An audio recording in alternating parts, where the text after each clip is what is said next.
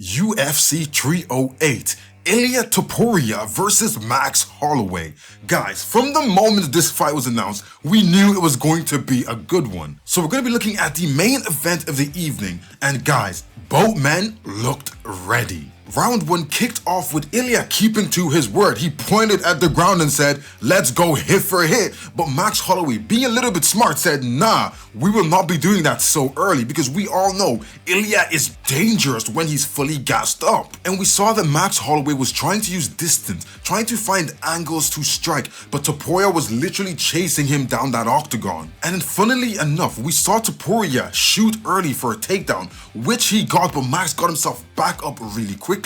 And honestly, I didn't really think Topuria was serious about this whole grappling game. I feel like he was trying to put off Max Holloway's game plan and make him have to think about defending takedowns. Then we saw Holloway get caught by a big right hand on his next entry, but he did eat it well and he kind of shook it off and didn't show any signs of pain. When we start looking more at the fighters, we saw that Topuria had taken some damage to his right eye, but he was still doing a lot of damage and still throwing shots, and it didn't seem like it was affecting him too much. But all this meant was Holloway was landing and those shots were damaging Ilia. Topuria sticking to the smart game plan because Max Holloway was moving so well, using distance, using lateral movement, and just kind of bubbling around the cage, and then Topuria started using those leg kicks, trying to slow him down, trying to stop that movement. And every few minutes in the first, we would get some nice blitz from both fighters. But the thing is, Topuria was having a lot of trouble closing that distance. Even though the reach was the same, I feel like the height difference from Max and Ilia was kind of throwing Topuria off, and he couldn't really just close that distance properly. At the end of the first round, Ilia caught Holloway off balance,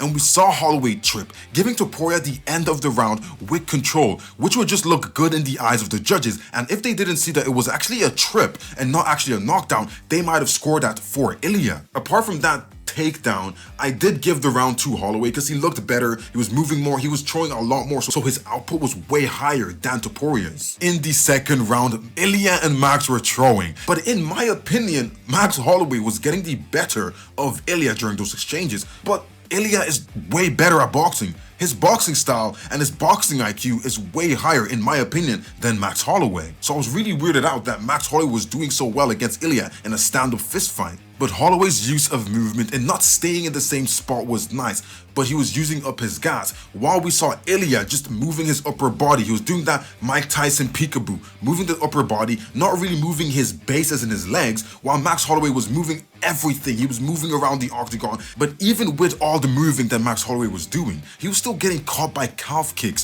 which was hurting that movement. So every time he took those calf kicks, he was low-key slowing down bit by bit. Then we saw that Ilia landed a nice left hook that stumbled Holloway. Now we saw Holloway getting tagged. He started getting tagged. Topuria's hands are just so fast, but the only problem I had with it was he was just headhunting. And as we all know, Max Holloway, he's a juggernaut, and we didn't expect any of this headhunting to actually pay off. Even though Ilia was throwing less shots, the shots he was throwing were precise and they were making their mark. They were hitting Holloway. At the end of the round, again, I felt like Max Holloway outworked Ilia Topuria, and he just did a lot more. He had a lot more output. He hit a lot more shots. But if it came down to significant strikes, I do think Ilia won that round. In round 3, Ilia Topuria was ready.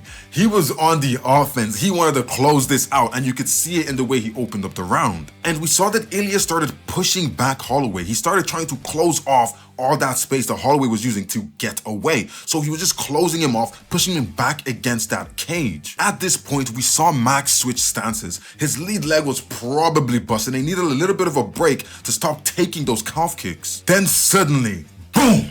A huge right from Topuria, and Holloway was hurt. He was stumbling. His eyes were still there, and you could see that he was recovering very fast, but Ilia did not give him time to recover. Ilia rushed him, landing combos and combos. He was in it for the finish. He didn't want this guy to do anything. He wanted to knock out Max Holloway. Then it was all over. Max Holloway knocked out for the first time in his career by Ilia Topuria. Ilia said he was gonna do it, and honestly, I thought he was just being pompous and smug, and I was like, bro, no one has ever knocked this man out. You think you're gonna do it?